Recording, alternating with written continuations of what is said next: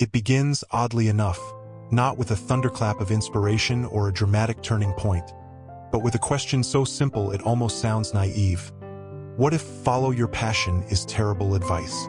When I first opened So Good They Can't Ignore You by Cal Newport, I half expected the familiar motivational tone urging me to discover my true calling. But within the first few pages, Newport flips that entire narrative on its head, and in doing so, invites us to look more honestly and perhaps more bravely at what it really takes to build a meaningful, satisfying career. Reading it feels less like hearing a pep talk and more like sitting across from someone quietly challenging everything you thought you knew, not out of cynicism, but out of a genuine desire to see you thrive in the real world. Newport begins with a truth most of us feel but rarely say aloud. Very few people start out knowing what they're meant to do. The well-worn advice to find your passion sounds comforting, even noble, but it quietly plants the idea that passion is something waiting out there for us to stumble upon, like a lost treasure. And if we don't find it, or if we can't turn it into a career, well, the failure feels personal. Newport's voice, calm and precise, cuts through this myth gently but firmly. He argues that what really matters isn't what the world owes us, but what we can offer the world that's truly rare and valuable. The title itself comes from a line by comedian Steve Martin, who, when asked for career advice, famously said, "Be so good they can't ignore you." It's not romantic, but it's undeniably powerful. Newport spends the book unpacking what that really means. That mastery, hard-won skill built through deliberate practice, often creates the kind of passion and fulfillment we think we have to find first. In other words, it's not passion that leads to great work. It's great work that often leads to passion.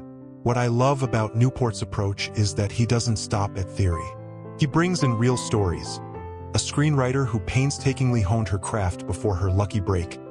A musician who quietly built technical skill until audiences couldn't look away. And even his own journey as an academic who focused on becoming exceptionally good at his field, rather than chasing some elusive dream. These stories make the book feel less like a lecture and more like an invitation to look closely at the patterns that actually create meaningful work. As I read, I couldn't help reflecting on my own life, the times I felt restless, convinced I was in the wrong job, or feared I had missed my calling. Newport's words made me reconsider those moments.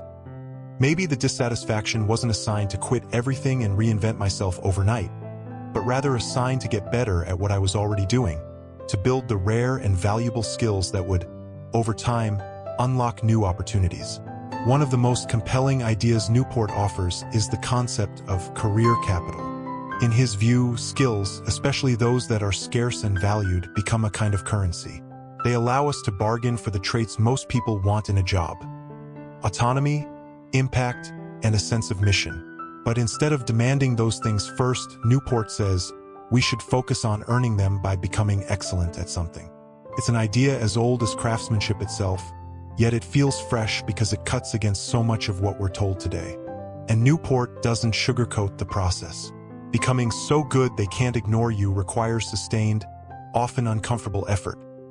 The deliberate practice that pushes us beyond our current limits, the humility to accept feedback, the patience to stick with something long enough to see real growth.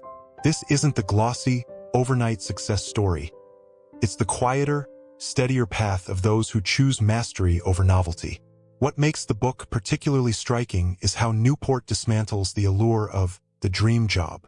He shows how the promise of instant passion often traps people in cycles of dissatisfaction. Always searching, always comparing, never settling long enough to get truly good. Instead, he suggests real satisfaction comes from depth. Knowing you're creating something unique, something others value because only you can do it that well. At one point, Newport warns against what he calls the passion mindset, which focuses obsessively on what the world can give you.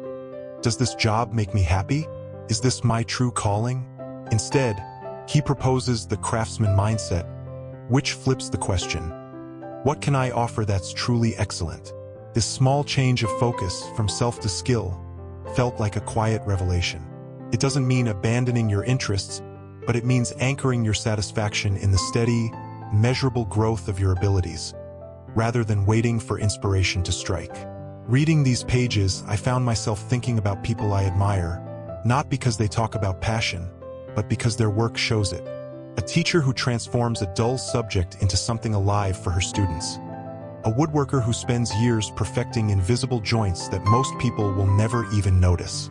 Their passion isn't declared, it's demonstrated. And it seems to grow not despite effort, but because of it. Newport also touches on something deeply human, our craving for control and autonomy. Many people want jobs where they call the shots, set their hours, or pursue projects that matter to them. But as he shows, these are rarely handed out to beginners. They're earned by proving you can create something few others can. The paradox is that real freedom comes not from chasing it directly, but from first becoming indispensable. There's a quiet confidence in Newport's writing, and it comes not from dismissing dreams but from grounding them in reality.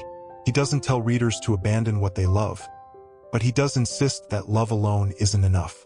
Fulfillment, in his view, is built, layer by layer, through competence, discipline, and the quiet joy that comes from realizing you're getting better at something hard. As I closed the book, I felt something unexpected.